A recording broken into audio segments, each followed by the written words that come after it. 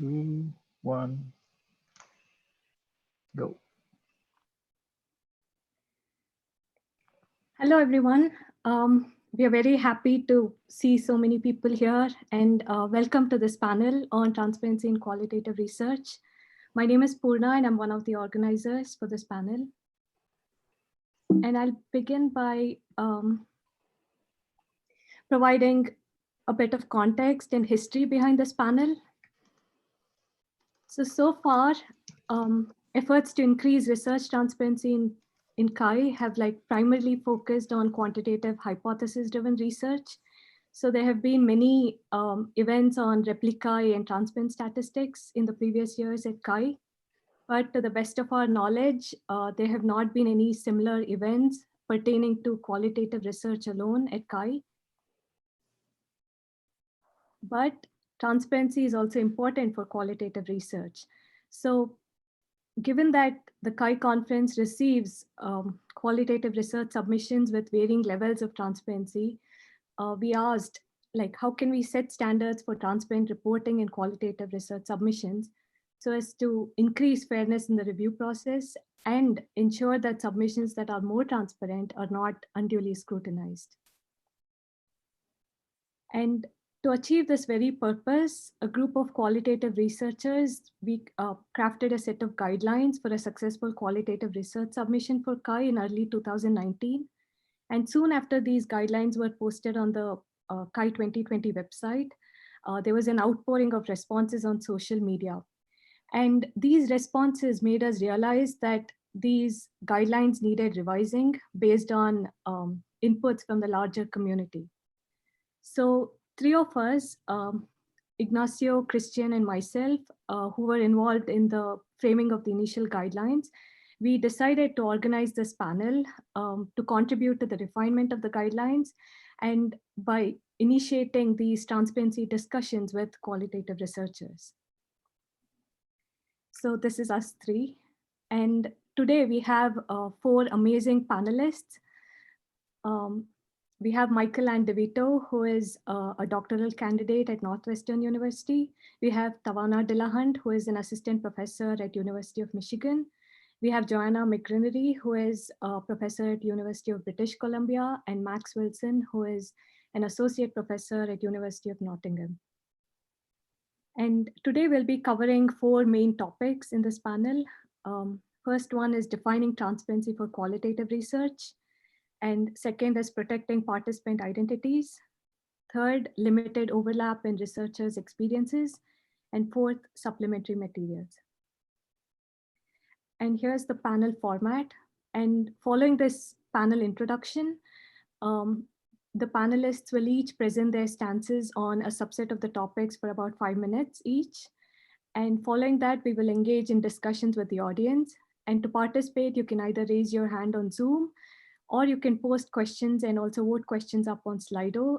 And the link to the Slido is, you can find that in the chat window below. And organizers will invite attendees to participate live, and will also select questions from Slido during the panel. And one last thing, please be respectful and kind. And we'll be using, referring to the ACM Code of Ethics and also their policy against harassment. And now on to the panelist presentations. Our first speaker is Michael Ann DeVito. Great, thank you. Really happy to be here to talk about this today. So as was said, I'm Michael Ann DeVito. I'm a doctoral candidate at Northwestern University. I do a ton of qualitative research, and I also do qualitative methods development. There are 2 big things I want to talk about today.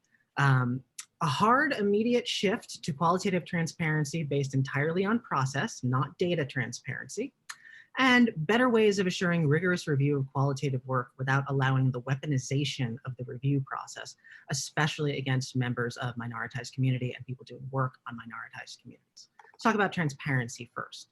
So we've been talking about transparency the whole time. Let's talk about what kind of transparency. So qualitative research contributes through deep contextual understanding, right? Therefore, context needs to be our guiding star the whole way through, and qualitative research has context in its process, not so much in its data. You're not double checking qualitative data for, bad calculations, because the instrument isn't math. The instrument is the researcher. Um, they're the equipment here, essentially. This is why calling for data sharing here has always made very little sense to me. It's not like you can run analysis on the same data and come up with the same thing, because you don't have the context or positionality of the original researcher. Seriously, what would it provide us if I provided transcripts with my papers? If reanalysis isn't useful, then what are we going to do with that? Especially when you consider the downsides related to massively increased risk for participants having their data disclosed. In my opinion, protecting participants has to be our highest priority. Participant protection matters more than getting your paper published. Participant protection matters more than your career plan or your tenure packet. If you're not willing to prioritize protecting your participants, you had no business engaging with them in the first place. And anonymizing transcripts is not going to do the job. Here's why I don't buy anonymizing transcripts. I want to tell you a little bit about what a standard packet for a participant looks like in one of my studies. Several hours of transcripts for conversations where we cover intimate details of their life, their decision-making, their identity, usually through a lot of recounting of past traumatic events, which provide sometimes disturbing levels of detail. There's also usually several pieces of original art, ranging from sketches to once I was sent a straight up oil painting in the mail. There's demographic data, there's quantitative scale data, there's several diary entries with extremely identifiable details, from internal family dynamics down to specific, sometimes infamous social media posts that they were responsible for. There's hand-drawn diagrams of their entire social network. And there's usually publicly posted images, which could be reverse image searched very easily. I have to ask people who want to anonymize, do you know every single slang expression? Which ones are unique enough to tie a person to a geographic region, a race, an age? Do you know which stories are common mythology in a local culture, which could, safely be reproduced in the paper and which are very identifiable? And do you know how to scramble a person's diction entirely while preserving meaning? Or is language choice kind of a part of meaning and hard to scrub entirely? From my point of view, scrubbing things like word choice and changing diction changes meaning to the point where the data is almost not useful anymore. If I provided you a transcript that is anonymized to my satisfaction, I'd essentially be providing you a fraudulent piece of data, because it would be so far from the original thing. And I'll put it out there. How do you anonymize an oil painting? I couldn't even begin to do that. On the second point, rigor without weaponization. We have to review papers and we have to be rigorous. I'm all on board for we need to be more rigorous and more transparent as qualitative researchers. But to be rigorous, to assess rigor fairly, we need the right people. Every qualitative paper should have assigned a topic area reviewer and a method-specific reviewer. So for a lot of my stuff, that means one person should absolutely be an expert on queer community issues. And by that, to be very clear, I mean a queer person who does work in that area, not a straight person who writes about queer people, nor a queer person who does work in a completely separate area. And of course, for methods, with me, most of the time you're going to need someone that's an expert in interviewing and an expert in constructivist grounded theory to assess my stuff correctly. Why is this so important? Because we already see that queer work gets extra scrutiny. Minoritized work gets extra scrutiny. Any group that is not cishet white men in America, for the most part, the paper gets extra scrutiny if it's on them or by them. And when you give extra detail on methods, you are providing potential ammunition for people who want to nitpick and use that as an opportunity to knock this kind of work out. That almost happened in my paper this year. The first piece of work on bisexual people ever published in HCI almost got knocked out because someone tried this strategy. What saved us? One reviewer who was a complete expert on queer communities, one reviewer who was a complete expert in online qualitative methods, and an AC who understood what was going on and was empowered to do something about it. We need the right reviewers and ACs who are empowered enough to make sure this process is fair.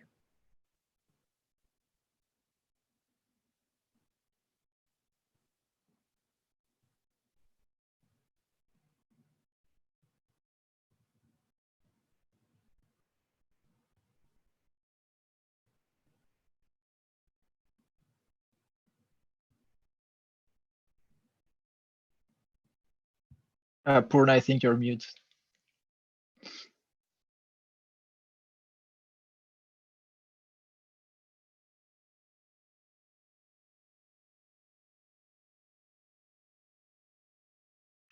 You're unmuted, Bruno.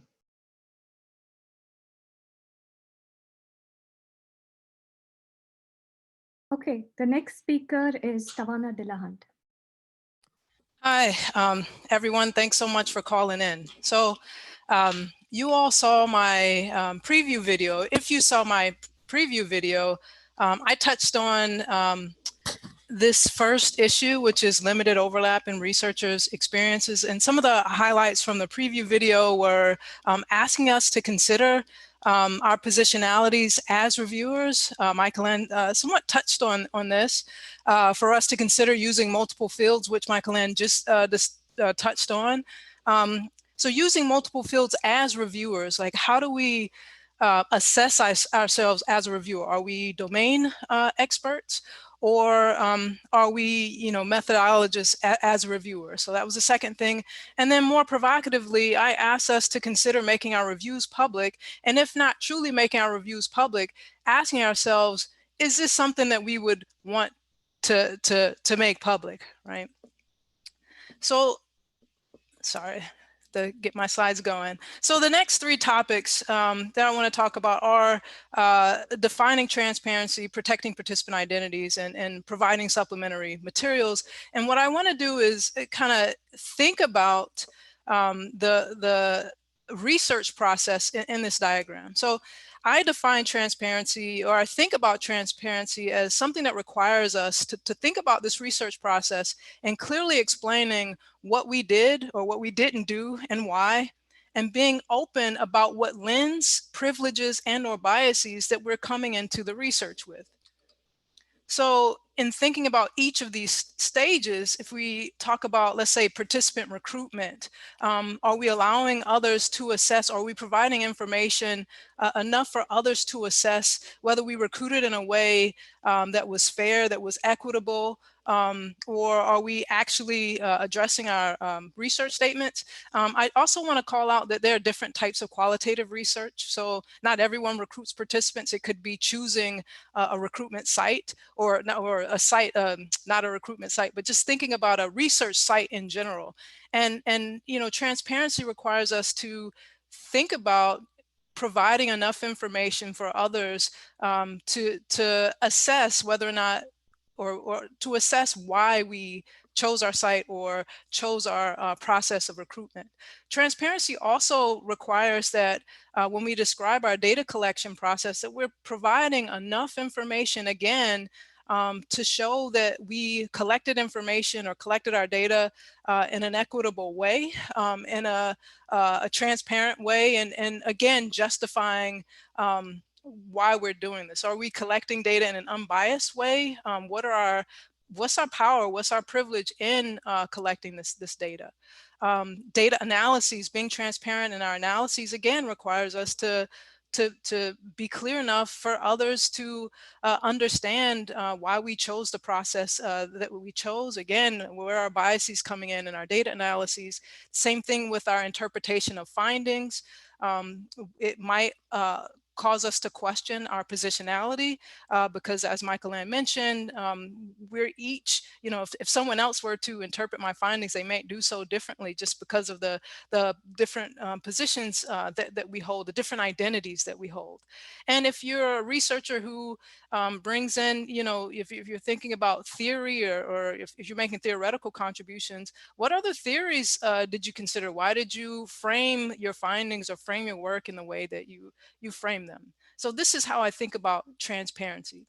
And thinking about protecting participant identities, we can go back to that diagram and really think about how are we maintaining confidentiality of our participants at each of those stages. So again, during data collection, during data cleaning, data analyses, I would ask that the reviewers, as a reviewer, you should also ensure that the authors are protecting participant identities instead of asking more detailed questions about participants. And I had this quite recently in a review. They were asking about how long the workers had been, had tenured at the institution at the partnership, the organization in which we were interviewing. If you know where I live, you see I'm from the University of Michigan, and you see acknowledgments, who we're acknowledging. If you're asking me about how long a participant worked at the organization, what their ages were, we risk identifying who our participants are. So as a reviewer, you shouldn't be asking that type of information, or you should at least ask yourselves, why does this matter? Are we putting our participants' identities at risk? And then, in terms of supplementary materials, we don't have, we don't actually, CHI now is we don't have a page limit, but, you should write in enough detail so that we can get the gist of what you did. But if you want to provide additional insights to help others who are conducting similar studies in the future, or if you want to, explain things that just won't come out in your paper, like what are some of the other methods that you considered? Why did you make certain decisions? I would consider providing that as supplementary materials. And I also believe that reviewers shouldn't be expected to review the supplementary materials. These are provided truly in support of researchers who might be able to benefit from having this information. So with that, I'm going to stop sharing and turn it back over. Thank you, Tawana. Our next speaker is Joanna McInerney. Thank you. So here I'm trying to wear my hat as a prior CHI paper chair in 2015, and my current role is the technical program chair. So thinking in part about reviewer workload, of course, as an author and as a regular reviewer as well. So in terms of defining transparency, my position is really that transparency of the process is paramount. As a reviewer, I feel like this is often what is missing. I have questions like, what approach was taken to analyzing the data? How did you recruit your participants? How many researchers were involved in the data analysis? How were they involved? Relatively basic questions that often go unanswered. I think data sharing in terms of transparency can be a really slippery slope. I think we have to think about this slippery slope, and it relates to protecting participant identities as well as the supplemental materials. In terms of protecting participant identities, that's absolutely paramount, to reiterate what you've been hearing. So source data such as transcripts definitely shouldn't be required. They could be optionally included at the author's desire. As Michael Ann mentioned, they can be really tricky to anonymize, Tawana, as well. It's not just about removing proper nouns. So when are you sure as an author that you've met the standard of anonymizing? What is the standard? I think Michael Ann pretty much pointed out, there really isn't, it's too tricky to come up with a standard and actually preserve what is truly then that source transcript. It's a slippery slope. I mean, we heard about paintings, but even more common are things like videos. I mean, videos is source data. Videos are much harder to anonymize. We use them for behavioral analysis. Should they be required? It's also a much more difficult data format to deal with. Again, so this is tying directly into supplemental materials. So ethics aside, protecting participants aside, there's absolutely a serious question of volume of the materials included, the workload that would be expected. How much is a reviewer realistically going to look at? If the author provides them at option, should they expect that reviewers will need to look at them? My position is we really absolutely cannot require reviewers to look at source material. Given current reviewer workload, I'm certain that the majority of the source material will not be looked at, and therefore it places an inappropriate, undue, imbalanced burden on authors to provide it. But beyond source materials, what could be provided as supplemental materials? Maybe a code book I thought of. Again, this is possible. I say maybe because not all forms of qualitative analysis generate code books. Or if they do, you know, those code books don't represent the final analysis. Often that comes through this process of writing. So the code book may not be fully consistent with the final written paper. And it's going to take a more seasoned qualitative researcher to recognize that. In terms of the point that's been brought up in terms of the limited overlap in researchers' experience, related to what you've heard, my current position is that current reviewer expertise ratings on the review form are just inadequate on a number of levels. It certainly happened that I've got a review back where a reviewer said that they're an expert, and it's pretty clear from the review that they're not. And I think part of the problem is that review expertise is recorded in a unidimensional way. So we've heard about this desire to have methodology experts, domain experts. Why not have two-dimensional expertise ratings for a topic domain and methodology? And importantly, the methodology should include not only the collection method, but the analysis method as well. So for example, you could say topic is software interruptions and the methodology is interviews plus Braun and Clark style thematic analysis. And the author could be allowed to specify in a free-form box what the broad topic domain is and their main methodology. And then reviewers, when they reply on a response scale, say to the methodology dimension, they of course go from limited knowledge to expert knowledge, where limited might be something like they're given the example, they've heard about the method. Expert could be that they've been an author on multiple top-tier publications where this is the main method used, and have reviewed multiple manuscripts where this is the main method used. And certainly, as Michael Ann pointed out, as an AC, we don't have to have papers that have 4s in both topic and method across the board, but we want to make sure that papers being reviewed have 4s at least somewhere, both in the topic domain as well as the methodology domain. I've had the experience coming in as a 2 AC on a paper, on an interesting paper that had 2 studies, one quantitative and one qualitative, about equal weighting. And by the time it arrived to me, which I will say was after the rebuttal, so very tricky time, not a single reviewer seemed to have any expertise in the quantitative side, which made it very difficult for me because there were some serious problems with the quantitative design and analysis. So it was challenging to manage. So bottom line, I think the breadth of methods used at CHI is enormous. If anything, it seems to be expanding, and we need to capture reviewer expertise in the methodology aspect of the reviewing process. And I'll leave it at that.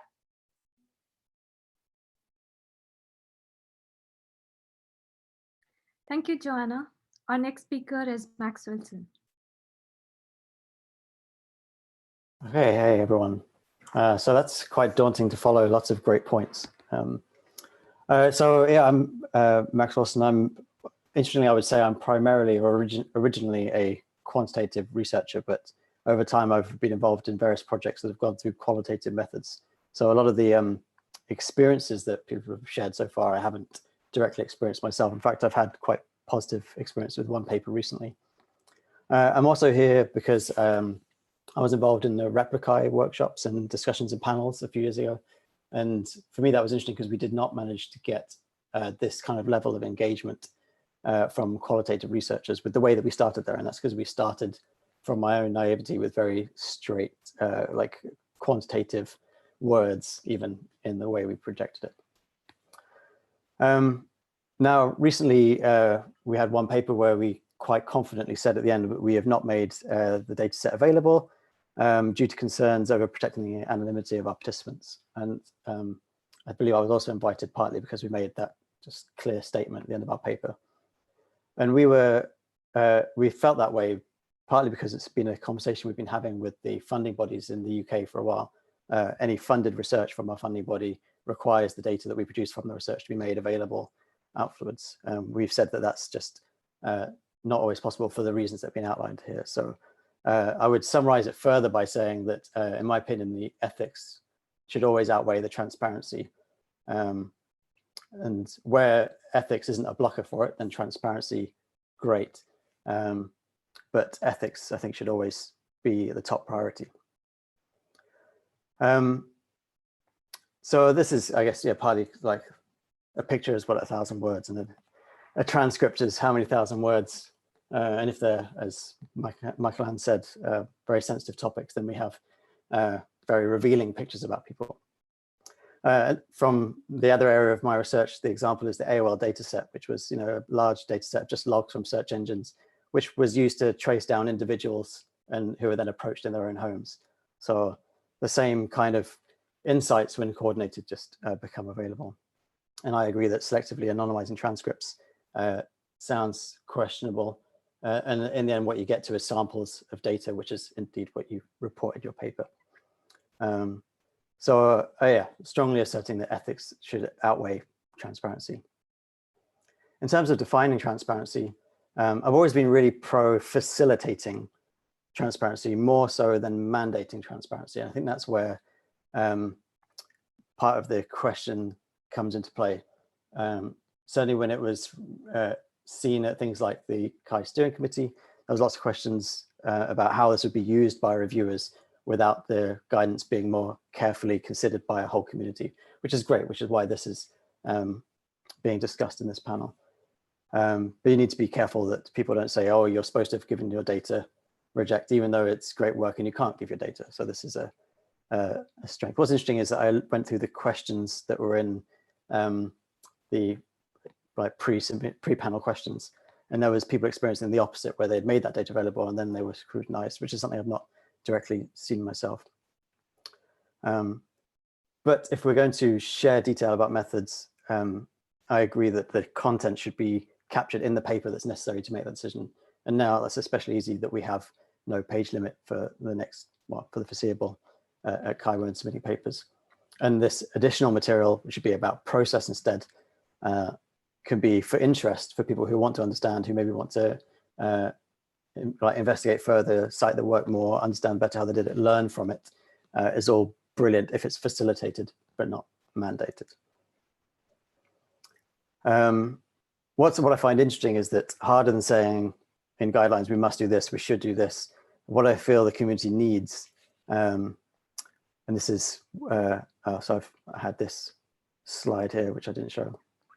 But then what I think we need is that we need people who are confident to release clear examples such that the community can see these examples of sharing, and these examples should then be highlighted where it's possible.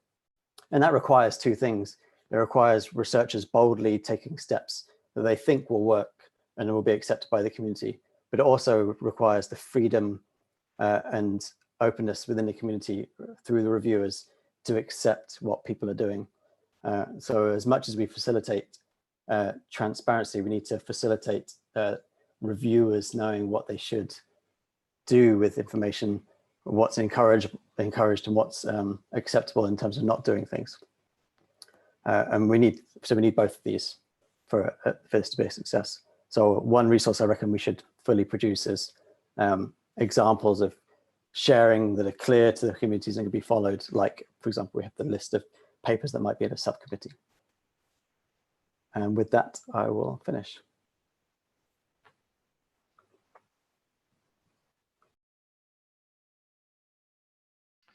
All right, thank you to all of our panelists. So now starts the discussion with the audience part, where we're gonna try to make our best and try to get everyone's comments in and everyone's questions piped through.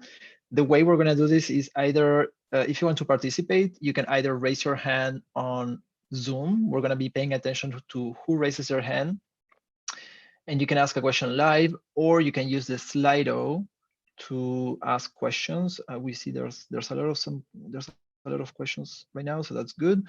If there's a question that's already there, vote it up. If you wanted if you're interested in that question. And while people warm up, trying to think of questions to ask live, I'll start with one of the questions in the Slido. All right, so one thing I forgot to say, we're gonna go through the 4 topics. We're gonna divide the time that we have left into 4. We're gonna start with the first topic right now, which is defining transparency. So focus your questions now on defining transparency for qualitative research. One of the things I saw in Padlet that is interesting, someone said, as a junior researcher, why is transparency important in qualitative research? Why is the protection of our participants also important? How do we reconcile these 2 principles in our published work? Maybe we can focus on why is transparency important for qualitative research.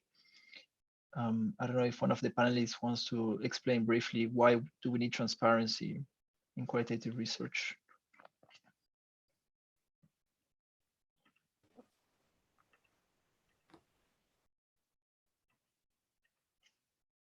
I can take it. Again, I originally am trained in quantitative methods and have come to qualitative methods through mostly working with my amazing students.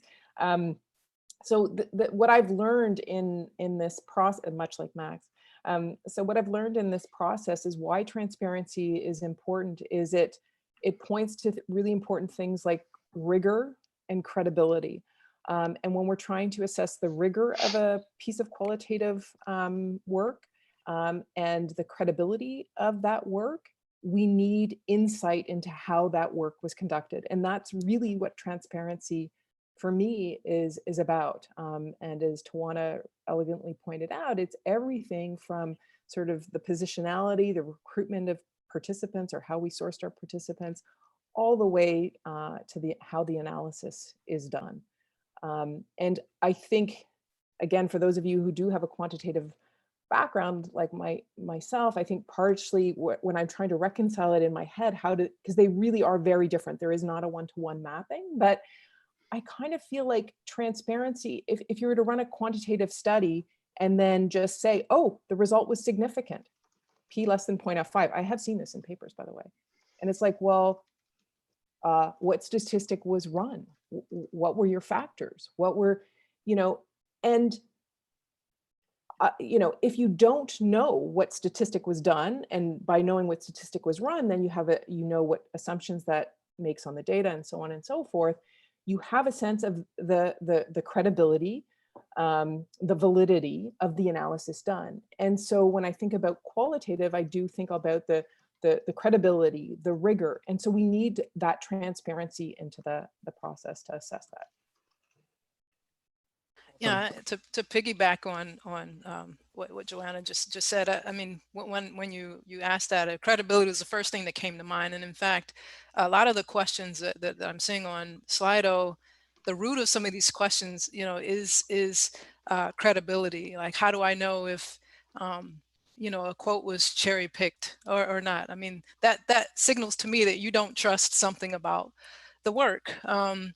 How could reviewers, how can we ensure that all information enabling transparency is present in the paper? How do we know that the work is credible? I mean, I think I would go back to the process, research process, and I know this isn't formalized in the review process, but maybe these are steps that we could consider as just a framework for thinking about transparency. I guess as an author, I've received reviews that suggest that something about the work was incredible, right? They're not asking me about my recruitment, they're asking me maybe about the interpretation of my findings, right? And a lot of this points to, well, who are you as researchers? What was your relationship to the partners? Were you being paid, like what, were you, I guess, let's say I'm a researcher who partners with a private company, right? And I've analyzed some of their data. Like, what is my relationship, to that company? And a lot of the questions I get, in reviews kind of signal to me that this part of the paper they don't trust because of this reason. And I think as authors and also reviewers, we should have something to kind of prime us to think about this as we're writing.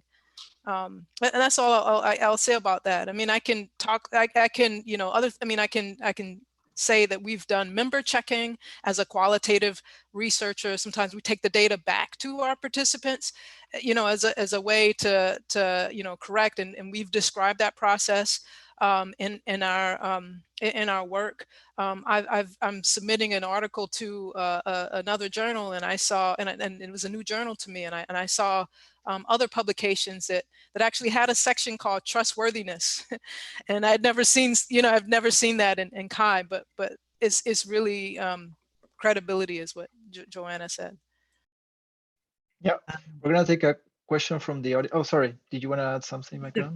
So I remember at the very beginning of that, there was something about being a junior researcher and caring about this, and I want to briefly address that. I think it's actually really important for junior researchers, junior qualitative researchers, to be thinking about transparency from day one, especially if you are someone who's primarily located in a discipline like HCI that pulls from a lot of different places. You being more transparent in your work and you setting up your work, knowing that you're going to have to be transparent at the end, is going to make you a better qualitative researcher, in my opinion. If you start that way at the beginning of your training, you're going to be, I don't want to promise this, but you're going to be winning awards eventually. The other thing is, it is great practice at translating, right? The fact is, your version of our version of grounded theory in HCI is a little bit different than the version I came up with in COM, honestly. Having that level of transparency in the paper helps your paper travel faster, because if you publish at CHI, you probably want people way outside the CHI community to see this. I want people at COM to see this stuff, so we've got to explain more. So starting with that right at the beginning of your career, I think will be a huge boon. Yeah, that's very well said. Thanks, Michael.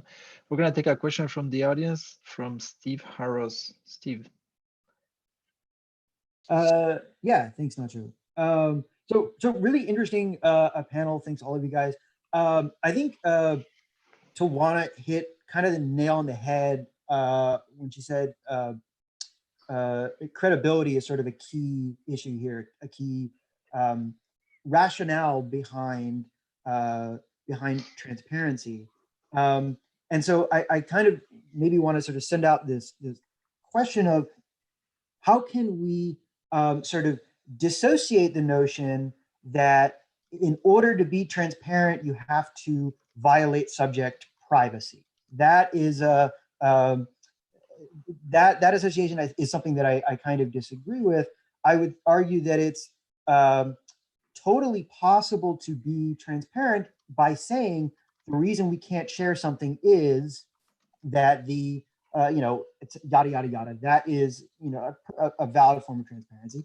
Another way to approach it is to use something like a protected access repository, where you deposit the data in sort of an external service, and anyone who wants to access it has to go through proper IRB protocols or equivalent ethical protocols in order to access it.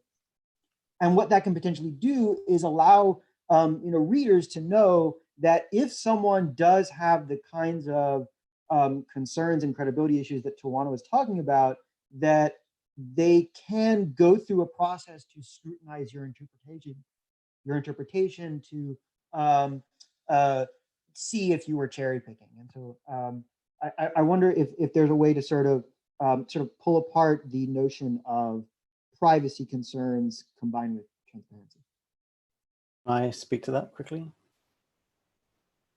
So that's really interesting, because we're having the same discussion with video footage of participants with mental health that we're capturing in some of our data sets in another project. And that's absolutely the kind of approach we take, in that we have the data processed from the recordings as an anonymous data set, that's fine, share. And then we have the actual direct video recordings in a repository, which we will share with people, and they have to apply and demonstrate they have ethical approval to access that type of data. And we essentially check, which works for a period of time. And then there's that kind of bold and interesting approach than seeing researchers do that and have the facility to do it, that I think will be the kind of thing that ends up shaping what our community does with data in the future. Yeah, I can say that I've used a service called Databrary for some gender research I'm working on, that you deposit it separately, and if anyone wants to get to it, they have to demonstrate that they've gone through an IRB procedure to access it. And what's nice is that if I get hit by a truck, or if if I'm just a bad researcher and I don't want people scrutinizing my work, I can't block people from accessing it. So you kind of have sort of the best of both worlds while still protecting people. So those options exist. I would ask what the point of it being there is, because we do this with the video footage so that other researchers who want to analyze the video footage as a data set can do so. And we find that's more the motivation than we expect the reviewers to look at it, or we expect it to be scrutinized for what we've extracted from it, because we expect that detail to be captured. So that's more about, for me, that's more about making data available for others to use, and for there to be checks at that point when it's available to others to use. And what I don't know is how well that translates to qualitative research that has been captured in a certain context for a certain purpose. I don't know how easily that translates.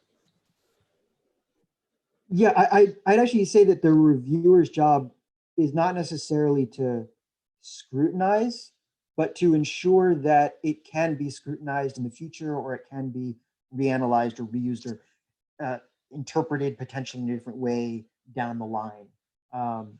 Yeah, I don't think, even from a simple quantitative case, I don't think a reviewer has to rerun a statistical analysis. I don't think that's their job. I think they just have to ensure that others can.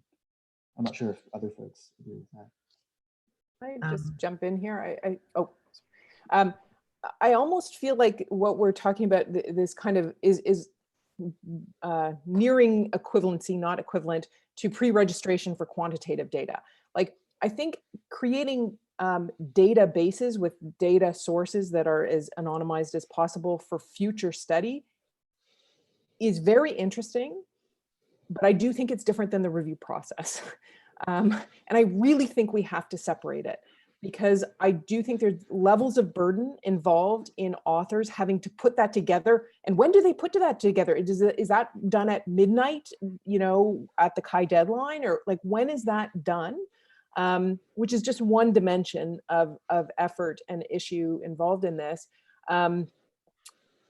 We really do have to, whether it's a blurry line, I recognize, but I do think these are separate things. Reuse of data for future analyses. Somebody can go in with a different positionality, looking for different things in the data that could be perfectly valid in qualitative data, versus what a reviewer is going to be expected to do. And I don't think the bar on qualitative researchers should be provide everything in the off chance that one reviewer or a small subset of reviewers is going to want to go and do a dig.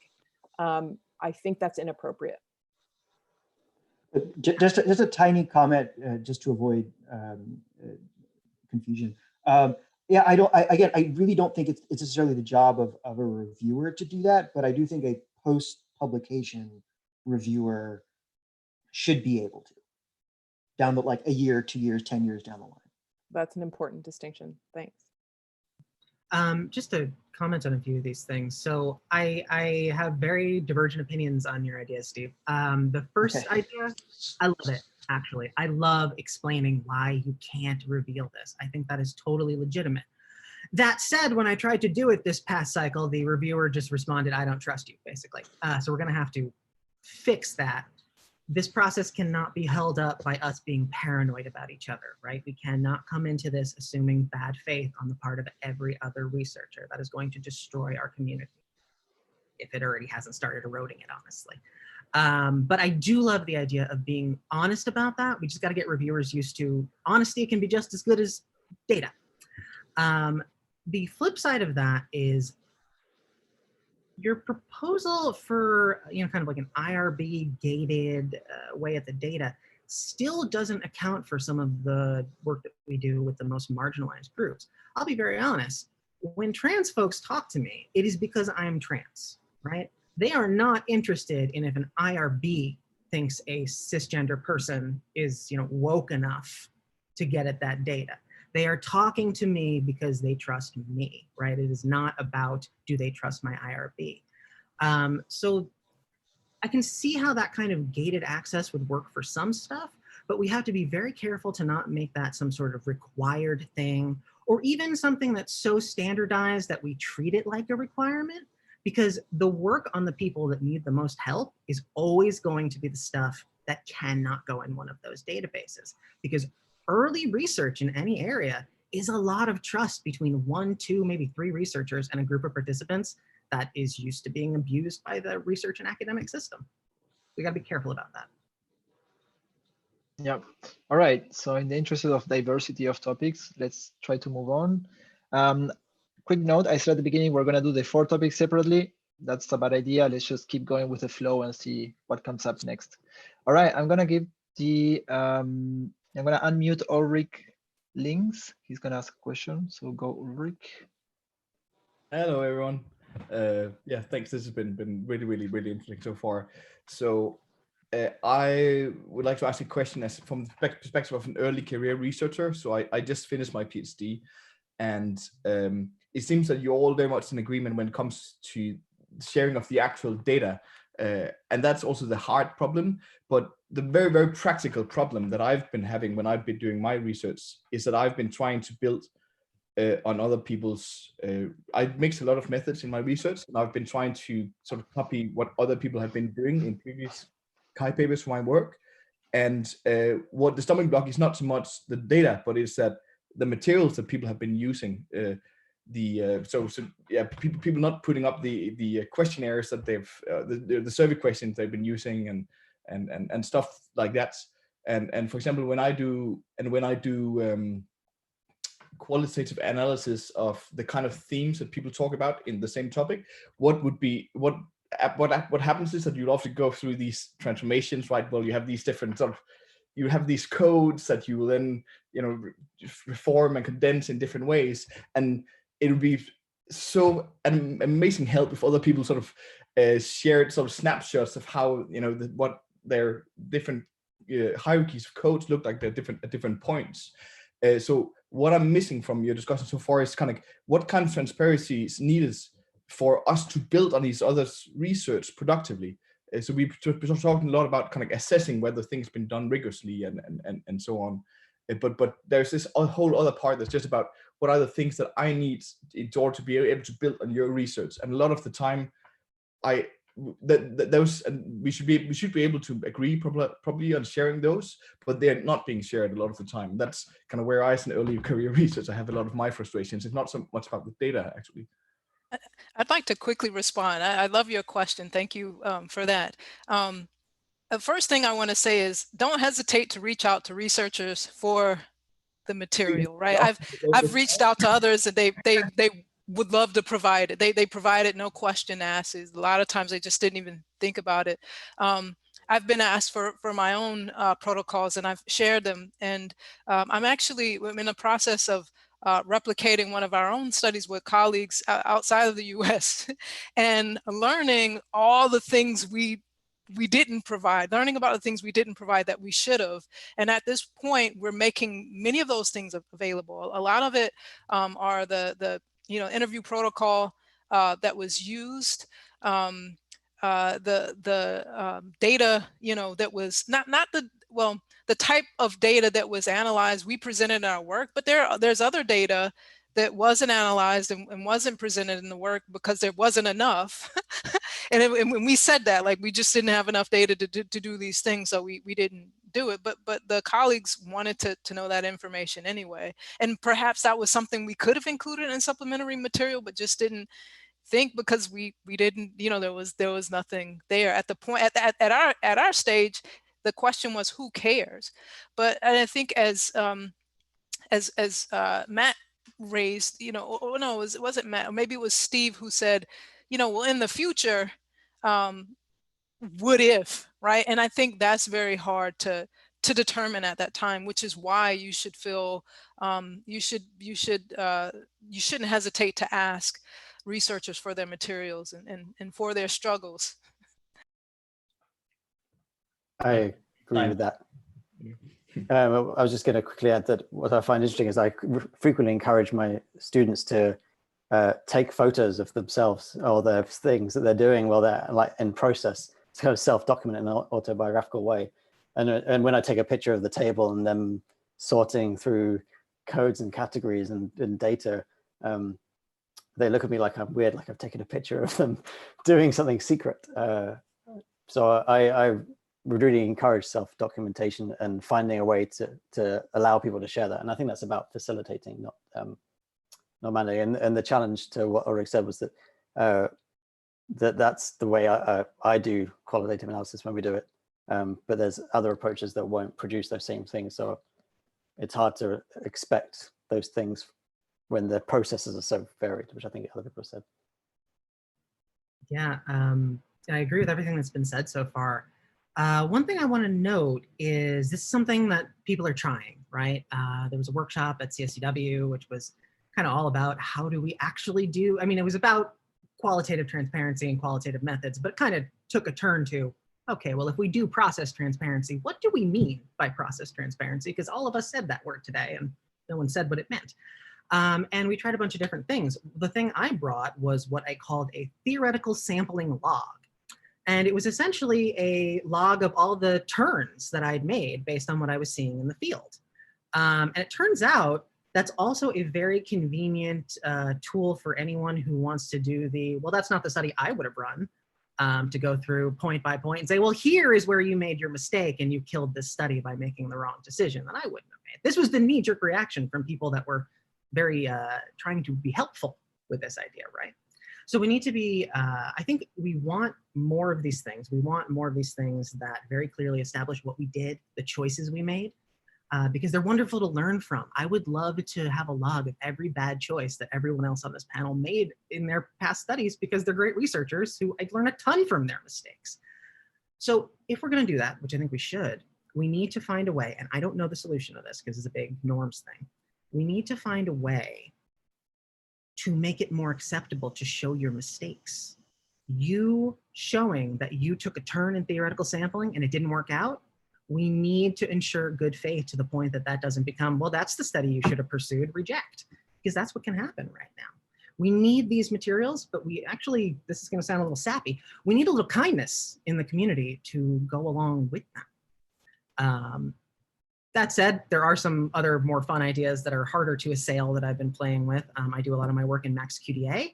I'm actually thinking my dissertation's supplemental materials will actually have all the different code maps at each stage. Every time I go through creative coding and compress, I'll just show you the map. We're gonna try, see how that goes. We have to keep trying things, but it's easier to try things if you're allowed to make mistakes and still publish. Yeah, that's a very interesting point, Mike. I think we get punished a lot for our mistakes instead of learning from them. All right, we have some more questions on Slido. There's no one raising their hand. If you want to raise your hand, go ahead. We're going to take a couple from Slido that are in the same vein. How can we ensure that all the information enabling transparency is present in the paper? Is there a sort of checklist structure possible? And is there some kind of qualitative research guideline document in the community that we could point to and use, point to reviewers, sorry. So the questions are really about what checklists, what are the things we have to take into account in transparency, enabling transparency. I will just pipe in and say that at a high level, I love the idea of a checklist because it's transparent, it's straightforward. You can, it's a metaphor we're all familiar with. In practice, I think it's difficult though, in part because methods are quite variable, and what a checklist that might apply really well to one method may not apply perfectly across the board. It also then gives the impression that if you've met everything on the checklist, you're done. Which I think is just actually rarely the case. I think doing great research and writing well-written papers is as much of an art as a science. And I feel like a checklist kind of makes it sound more like a science, although that's not a perfect analogy there. So I think it's a good idea to move towards, as long as we're really clear on what this checklist might provide. It's maybe a starting point, and it may not apply across the board for all types of qualitative research. In terms of the question about, is there a resource online? We are working towards it. I think it is a great idea, and in part that is the genesis of this panel. An effort was put together to enhance the resource that was there for CHI2020, because it was very minimalist in terms of the qualitative component.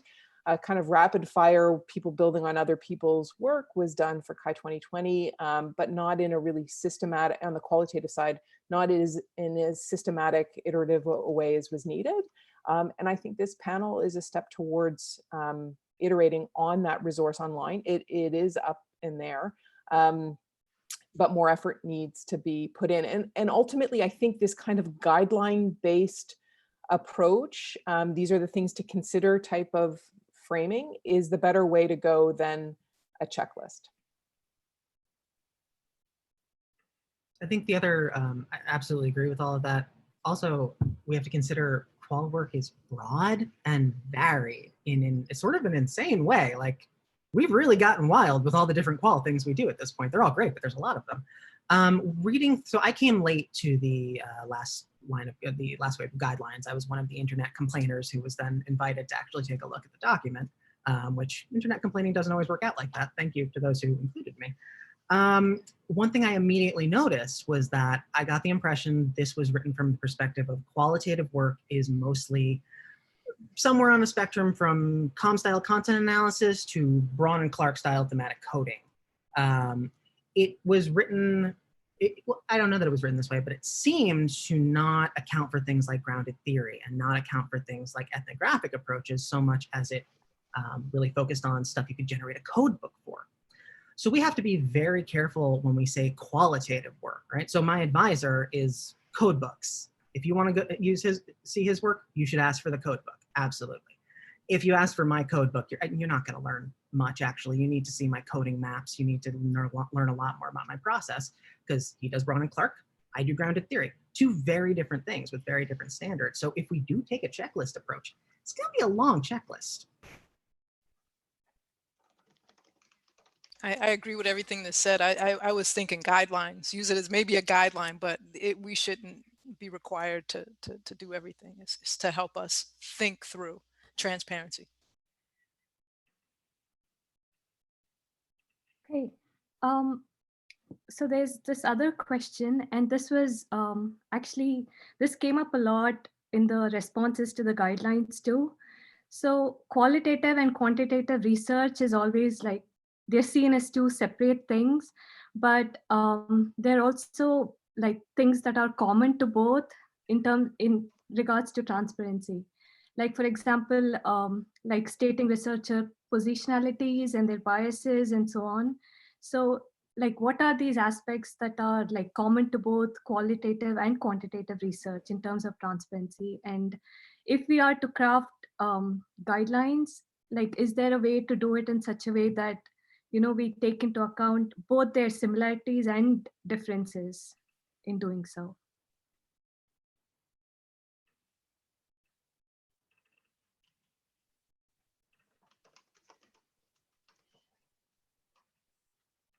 So that's a complex question, but I love it. The one thing I want to say here is I think process is the point of commonality, right?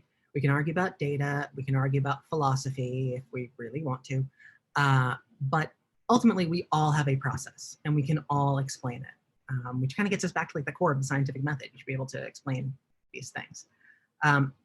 So I think that this is part of the reason I want us to focus on process transparency. I think it is where we can have this kind of crossover, because there's a lot of equivalencies there. We're still going to have to, you know, get through stuff like quant people need to kind of give up on looking for broad generalizability, right? We do transferability, not generalizability. That's an important difference. But at the same time, we're both expected to explain our choices. And I think we can get to a similar level of expectation around explaining the choices. And that probably will mean, in some cases, quant folks being a little bit more clear about why you selected that model, that kind of thing. If we both focus on the whys, I think we get somewhere that's useful for everybody. It's quite interesting because the commonality I see in my papers are who was involved, you know, what were those people like, without saying directly who they are. And then what is it that, you know, you did with those people for an hour or 2 hours? What data did you collect? And I'm very used to writing an experiment description for a quant study down in a paper. But interestingly, I don't go through the same process, the same subsections of a methodology section when I'm writing a qualitative paper so much. And I think that's the core of where people maybe don't believe that a paper has been done properly if it's qualitative, and that's when there's not the detail that makes me believe you did something that had a process to it. But I do think you can reveal what that process is primarily through what you write about in the paper, in the same way you should be able to in a quant study. And then what you can share about the resources, great. But it is that kind of, I don't know, that's that step process of when we write an experiment description, ending with strangely we ended with a protocol, but presumably you have a plan when you go and talk to somebody. I don't know. I haven't done full grounded theory stuff myself.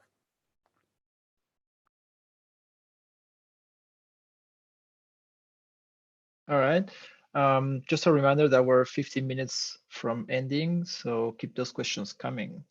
I'm gonna take a question that came from the Padlet originally, and also it's now on Slido, which is about epistemology, bringing it into the conversation.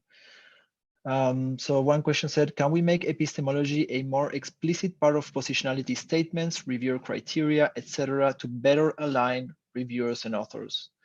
And in the Padlet, we had a similar comment that said, can we make epistemology a more explicit part of things? Oh, it's the same one. Yeah, it's pretty much the same.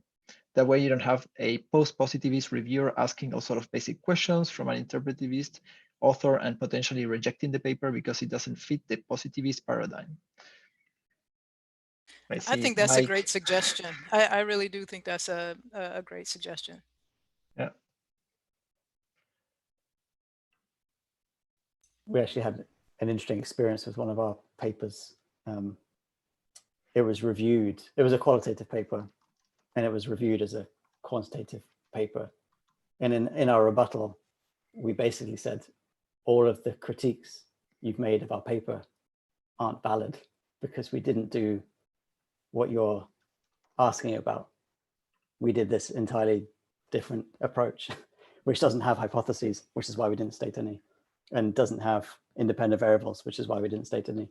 And that was the biggest challenge for us, was to, even though we felt like we'd said it in the methodology in our paper, we really had to strongly argue that the critique of our paper was not valid. And we were in the end successful with that one, which was my biggest rebuttal success. I think it's a great point about stating epistemology. I think it does relate to, back to my point about declaring expertise on the reviewer form more explicitly. I think the two are, it's not exactly the same point, but they are linked. And I think if you say, look, I did interviews and I used grounded theory, Sharma's version or whatever, if that's what you have expertise in, I don't think you can be taking a post-positivist stance, for example. So trying to get that into the more explicit somehow, whether it's the reviewer form or elsewhere, I do think is an important step forward. Great. Another question that came in through Slido: if the transparency in methodology is important, would the register report, so review the method section before collecting data, is a good way to improve, right? So kind of like pre-registering studies as it's done for quantitative papers. Can we achieve something similar for qualitative papers? I feel like this has come up in every discussion of this kind of stuff. And I guess my question to the question, what is it you expect me to pre-register? I mean, as a qualitative researcher who largely does work in groups of queer people, does kind of online field work essentially, I really couldn't tell you what it is I'm going to do in the end. I've got an outline, I've got some goals, but the whole idea is go in there, see what's going on, listen to these people, and go from what they're experiencing, not what I suspect they might have been experiencing. I don't really have stuff to pre-register for you, and I suspect that a lot of more interpretivist qualitative work, it actually rather goes against the whole philosophy that we're trying to follow, because what I think as the researcher, irrelevant. It's about the participants.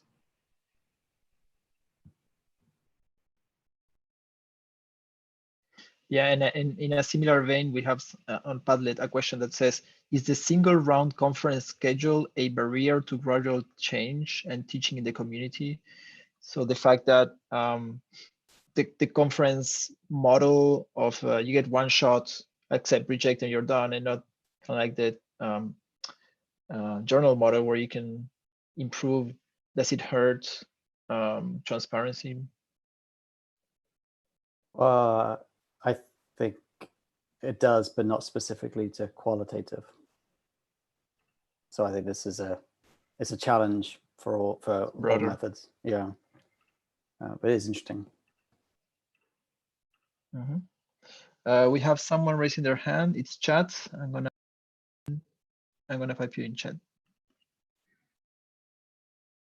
Hello.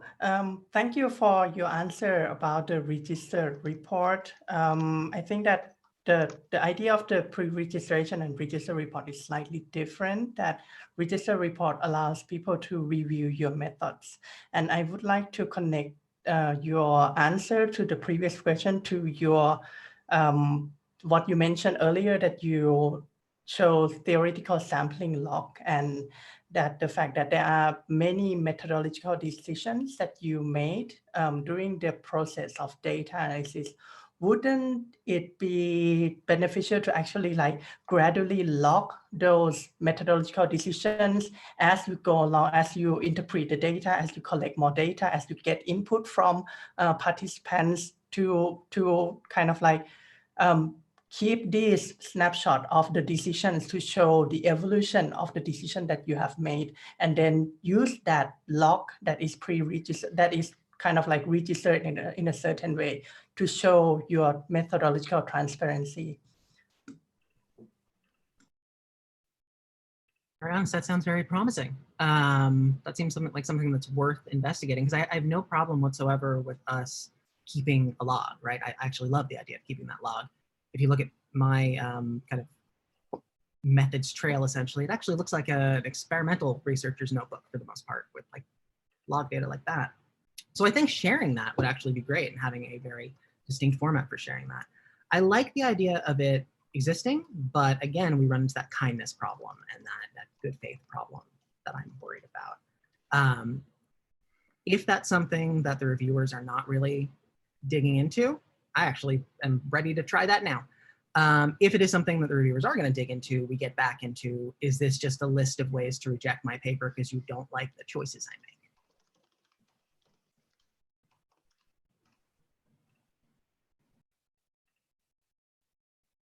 Just a quick clarification. Is the purpose of this to get feedback for yourself to reflect on?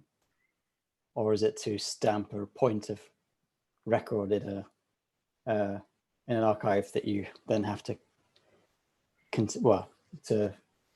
so one of my concerns about qualitative work, especially exploratory stuff, is that we set out with a plan, but the value didn't come from following the plan. So if it's reflective and helpful to get, or you're getting feedback from someone who isn't your advisor, then that sort of thing is handy. But if it's to stick a commitment, then there are times where that's going to limit you. So I'm intrigued to know, maybe hear back from chat what you think of that.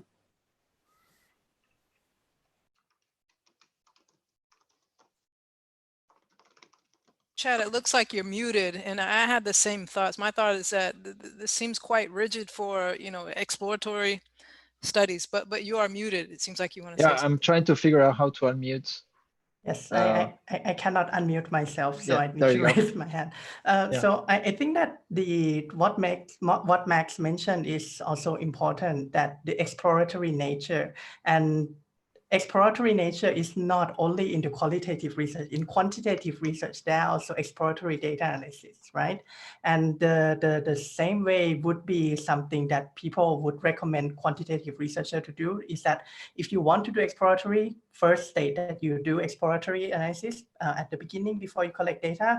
When you collect data, you do exploratory like step 1. This is what you found out. You register that exploratory, and then you can go to do exploratory stage 2. If at the stage 2, you kind of like figure out that, oh, the plan that I have registered in stage 1 does not make sense. So you also register that you change the reason, register the reasons that you change the plan, change the methodology that you actually do, and so on and so forth. So like pre-registration does not like trap you in jail that you have to follow that method. Once you get the data and you know that like the data doesn't make sense with that analysis method, provide justification, change the method, do your analysis, and then make another registration that provide a trail.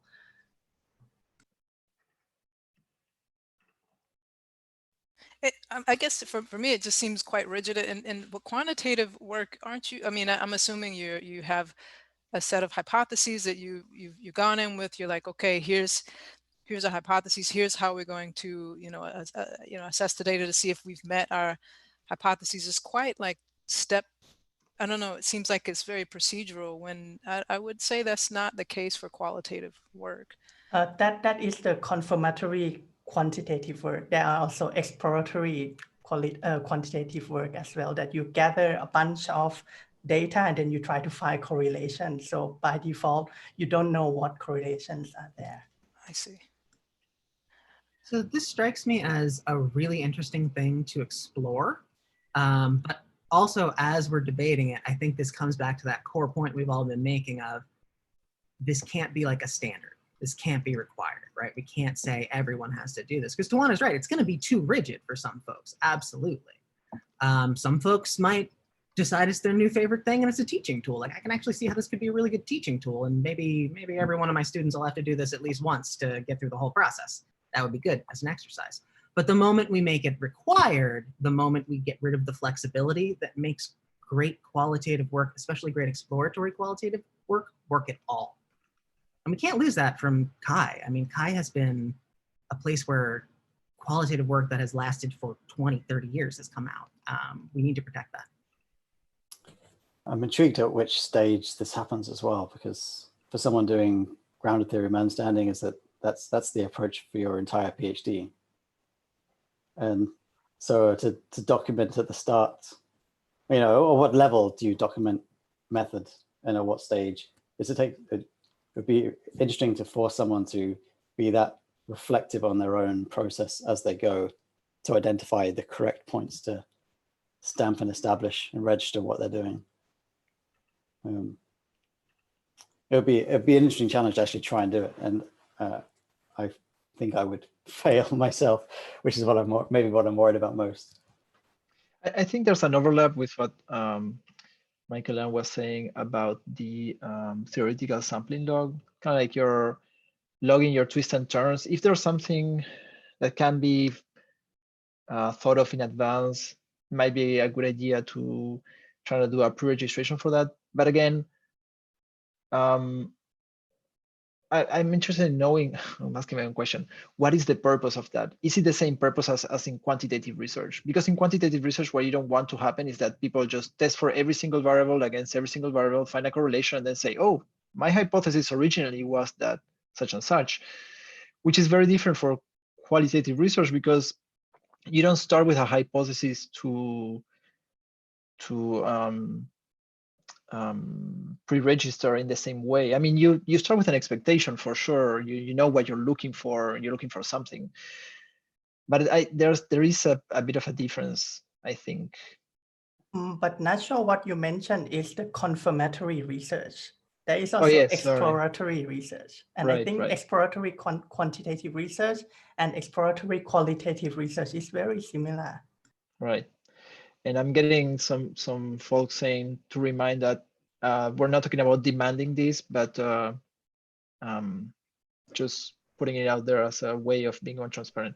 I'm going to pipe in a question by Priya, and we're running out of time. There's Matthew next, so let's try to do 2 questions. I'm going to put Priya first. Hi, everyone. Thank you for having this panel. This is great. I wanted to chime in because I posted the epistemology question, so I was glad that resonated. But it's sort of, I also really like, Michael, and what you've been talking about, and that it sort of also does come back to these questions of kindness or good faith versus bad faith. And something that I've noticed, I think this is especially an issue at CHI because there is so much methodological and epistemological diversity.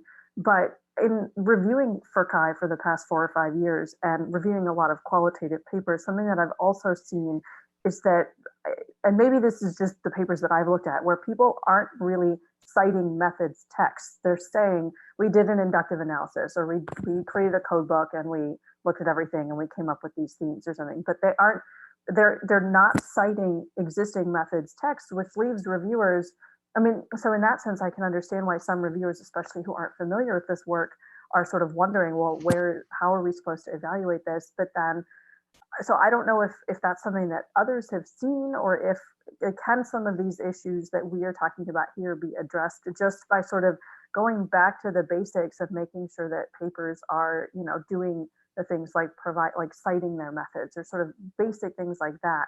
And maybe that will also help get at some of this like tension between authors and reviewers that I think somebody on Slido pointed out as well. Priya, I think that's a really, really good series of points you made. This is exactly what I encounter as well. I know I'm talking about kindness and talking about being nice in the review process, but also I'm rejecting papers that just said, we do grounded theory. We did grounded theory on this. What the hell do you mean you did grounded theory? Did you do constructivist grounded theory? Did you do that whole, I have no prior knowledge version of grounded theory? There's so many different things. And what did you do? So yes, absolutely. I need people to cite something. And that doesn't mean you have to do exactly what the citation says, right? I cite Sharma's every single time. And then I break a bunch of her rules. But then I document which of her rules I broke and why. That level of detail is something everyone should be held to. And I think we can be pretty harsh on the other end in the review process. I mean, I'm not kidding when I say those are rejects now.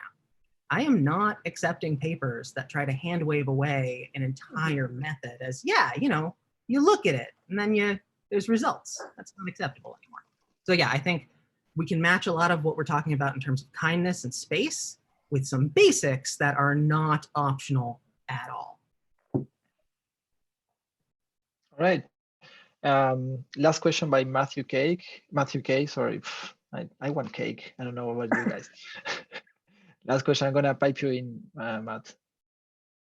Okay, thanks. And thanks for this panel. This has been wonderful. So I think the question I wanted to ask is, I mean, one of the things I've been thinking about lately is if we burned down the entire review process in HCI and replaced it with something else that was better, what would that thing look like? And I've been thinking about this a lot from the perspective of a primarily quantitative person, but I see a lot of the same issues in terms of documenting process and having more humane review processes, not just sort of having this one-shot thing. I think there's a lot of commonalities there. And so obviously we can't just burn everything down and replace it, but I think it can be a useful sort of anchor point in a design space to think about what we might want to move towards. And so I'm curious from the panel, especially towards these questions of process and credibility and rigor, but really sort of anything else that's been discussed, like if you were to burn down the HCI review process and replace it with something better, what might that look like? I'll take this quickly. Probably something like the Packham model, which Kai is not following, but something along those lines where there is multiple shots a year. There is a little bit more iteration allowed, but it's not, I mean, the journal model is in part a bit challenging because it can go on for so long. So something that is contained, but has more iterative steps, is not a one-shot a year model. There is a full revision enabled in it, something in that space. Yeah, I just want to second that. My response was going to be fix Chi by making it more like CSCW, which is essentially proceedings of the ACM. I just want to note, yes, there are timing problems that come from that. Yes, there are a bunch of extra logistical stuff we've got to do from that. But I'm also hearing from people at my stage, people who are, just starting out their PhDs, it's also amazing for your life and amazing for your stress levels to have multiple opportunities per year and the ability to go back and forth. And the last thing I'll add, a lot of people, if there's no R&R cycle, don't think it's legit. Outside of HCI and computer science, CSCW is sometimes seen as a much more legitimate venue because it has an R&R. I can't post my Chi papers on R Science because you have to have R&R or you're not legitimate there. I can post my CSCW papers though. Yeah, I would also agree with what everyone said, but as I alluded to in my teaser video, the multi-tiered review assessment, so we better understand who's actually reviewing our work, which has been stated before. But I suggested public reviews. I think that would, I mean, at least for a year, we could see how it works out in our field. But I think that would require that our reviewers reflect a little bit more about why they are providing the types of reviews they're providing, reflect on why you're asking for the things you're asking for. So I would like to see that in a a new model. It's interesting. My response was going to be that a viva would be the best approach to discussing, like a defense, a public defense, to find out, ask them, why did you do this? To have the conversation. And that's what I think we're saying, that R&R brings us chance of conversation. So if I was going to fully replace the review cycle, I would switch to actually being able to talk to somebody. But I think it's great that some of our conferences like CSW are leading the way in moving towards R&R. And this type of question is regularly discussed in terms of what we should be doing in our community. So I think that's good. All right, everyone. I think we are over our closing time, so we're gonna close the panel, if that's all right with the panelists, or do you want to stay all night? I'm gonna share my screen. It has got dark here. All right. So some things we can take away from the panel is that we want to prioritize transparency of process over data sharing and not mandating data sharing. Oops. I lost my pointer. Zoom is making tricky things on me. I cannot see the, completely lost my pointer. There you go. All right, so we want to keep participant identities and confidentiality more important than the transparency itself. So that's one of the higher priorities when it comes to doing qualitative research. And we don't want transparency to overrule that priority. We talk about pre-registration for qualitative research. There might be some steps that can be tracked and registered, pre-registered. It's hard to demand it as a standard, as a rigid standard. And the last bit on rethinking the review cycle, I think that's one of the hot topics right now, how to change the CHI review process so that it's more fair for the research, trying to put more solid research out there. This cycle to review, it brings the research to a more to a higher standard. What we want to do with the insights of this panel is to refine the guidelines based on the discussion. And our goal is to go back to the steering committee and inform them on what are the best ways to move forward with this guideline. We want the CHI reviewing guidelines to be modified for next year, probably. And this panel is one of the steps we're taking to make that happen. And of course, keep these events coming in the future. So with that, we want to thank our panelists, Michael Andevito, Tawana Dillahan, Joanna McGrinery, and Max Wilson for their precious time, insights, for taking all your questions, and the audience for participating. We were almost at 50 participants, so that's great. It's great to see that people join virtually today. That's it. Keep the discussion going on Padlet if you want. Feel free to reach to the panelists, to us, if you have further comments. There are things you want to stress. Don't hesitate to send us an email, and we hope to see your next event at CHI next year. Thank you very much. And a huge shout out to thank the organizers. So yes, thank you. Yes, yes, Purna, Nacho, Christian. Thank you. Thank you, guys.